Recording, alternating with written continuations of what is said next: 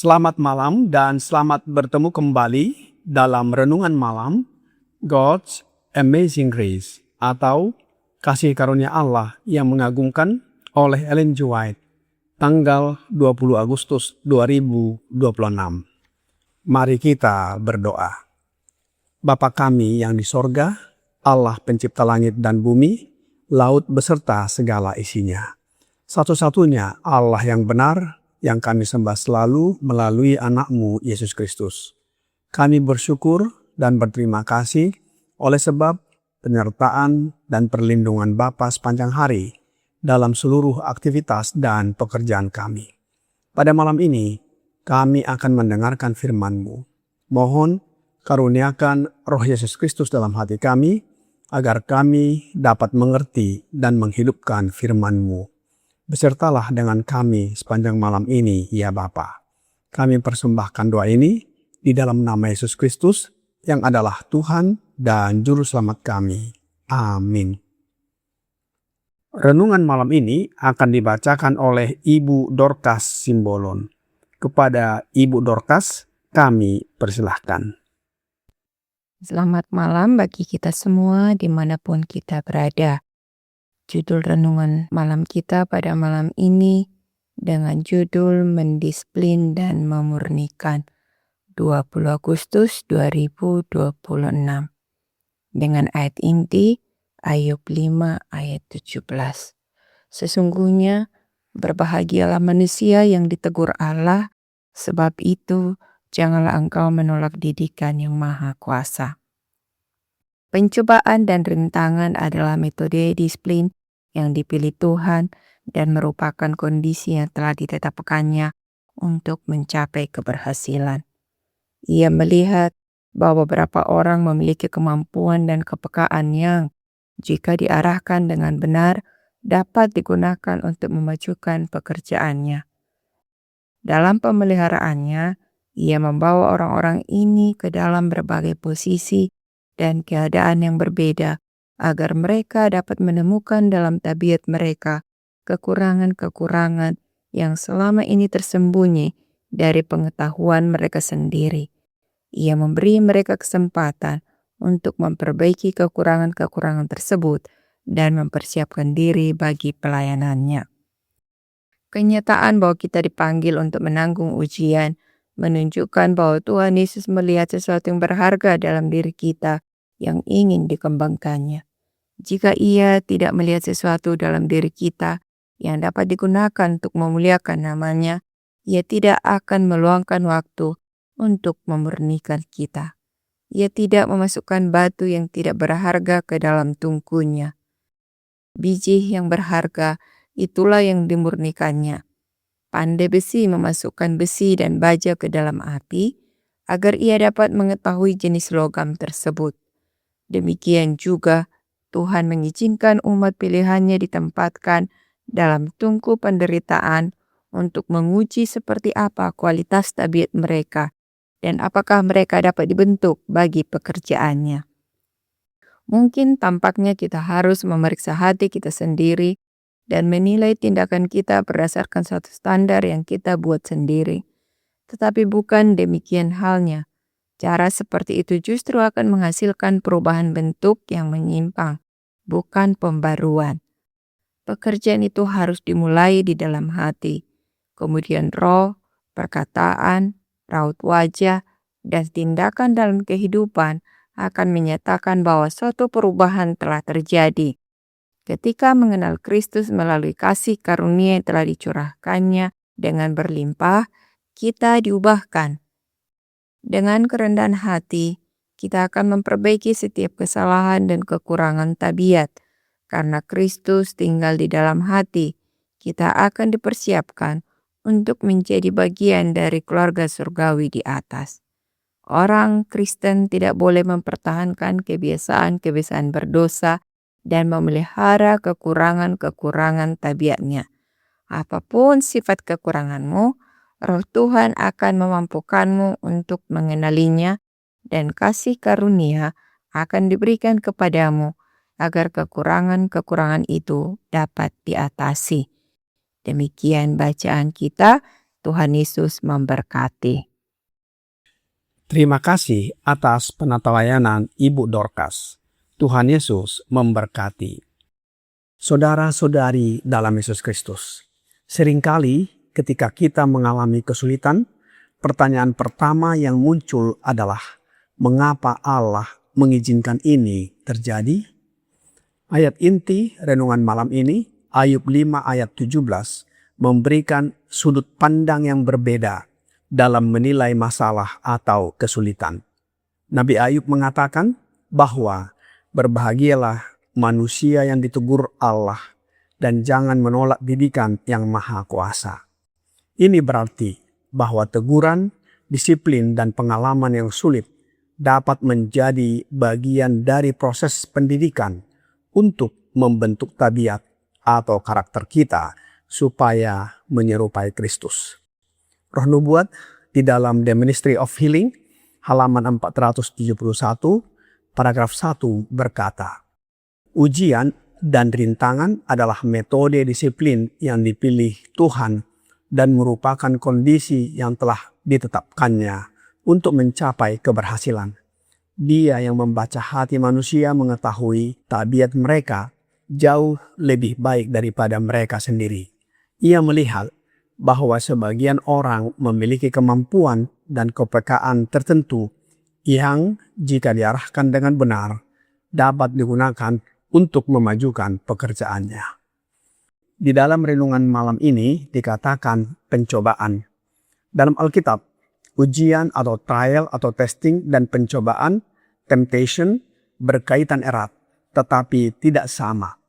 Allah dapat menguji dan mendisiplin umatnya, tetapi Tuhan tidak mencobai manusia kepada dosa. Namun, pencobaan diizinkan Tuhan untuk menguji iman umatnya. Ujian adalah keadaan atau pengalaman yang menguji kualitas iman, ketekunan, dan tabiat atau karakter kita. Tujuannya dapat dipakai Tuhan untuk memurnikan, mendewasakan, dan membentuk kita. Ujian dan rintangan adalah metode disiplin yang dipilih Tuhan dan merupakan kondisi yang telah ditetapkannya untuk mencapai keberhasilan. Tuhan mengizinkan kita menghadapi berbagai keadaan dan penderitaan untuk menyingkapkan kekurangan tabiat atau karakter yang tidak kita sadari sehingga kita dapat memperbaikinya, dimurnikan, dan dipersiapkan untuk melayaninya. Tuhan melihat sesuatu yang berharga dalam diri kita. Renungan malam ini, halaman 240, paragraf 3 berkata, kenyataan bahwa kita dipanggil untuk menanggung ujian menunjukkan bahwa Tuhan Yesus melihat sesuatu yang berharga dalam diri kita yang ingin dikembangkannya. Jika Ia tidak melihat sesuatu dalam diri kita yang dapat digunakan untuk memuliakan namanya, Ia tidak akan meluangkan waktu untuk memurnikan kita. Ia tidak memasukkan batu yang tidak berharga ke dalam tungkunya. Dalam renungan malam ini dikatakan bahwa seorang pandai besi memasukkan biji besi ke dalam api, bukan karena besi itu tidak berguna, tetapi justru karena ada sesuatu yang ingin dibentuk, diperkuat, dan dimurnikan. Demikian juga dengan kita. Ujian bukan bukti bahwa kita tidak berharga. Justru kita harus mengingat bahwa Tuhan melihat potensi yang belum kita lihat sendiri. Tuhan mengizinkan umat pilihannya dan diakuinya sebagai anak ditempatkan dalam tungku penderitaan untuk menguji kualitas tabiat mereka dan melihat apakah mereka dapat dibentuk untuk pekerjaannya. Tujuan api bukan untuk menghancurkan, tetapi memurnikan karakter anak-anaknya. Rasul Paulus di dalam Ibrani 12 ayat 5 dan 6 berkata, Dan sudah lupakah kamu akan nasihat yang berbicara kepada kamu seperti kepada anak-anak? Hai anakku, janganlah anggap enteng didikan Tuhan, dan janganlah putus asa apabila engkau diperingatkannya. Karena Tuhan menghajar orang yang dikasihinya, dan Ia menyesah orang yang diakuinya sebagai anak. Kemudian ayat 10 dan 11 menjelaskan, Ia menghajar kita untuk kebaikan kita, supaya kita beroleh bagian dalam kekudusannya. Memang tiap-tiap ganjaran pada waktu ia diberikan tidak mendatangkan sukacita, tetapi duka cita.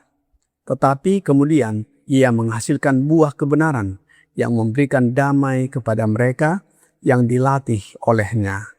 Tujuannya adalah kekudusan dan kebenaran. Pekerjaan Tuhan untuk mendisiplin dan memurnikan dimulai dari dalam hati.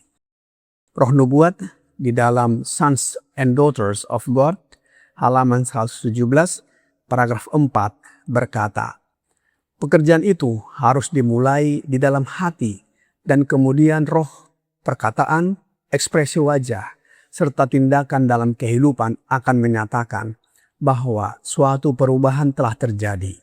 Dengan mengenal Kristus melalui kasih karunia yang telah dicurahkannya dengan berlimpah, kita pun diubahkan. Dalam kerendahan hati, kita akan memperbaiki setiap kesalahan dan kekurangan tabiat. Karena Kristus tinggal di dalam hati, kita akan dipersiapkan untuk menjadi bagian dari keluarga surgawi di atas. Ada satu hal yang penting yang tidak boleh kita lewatkan.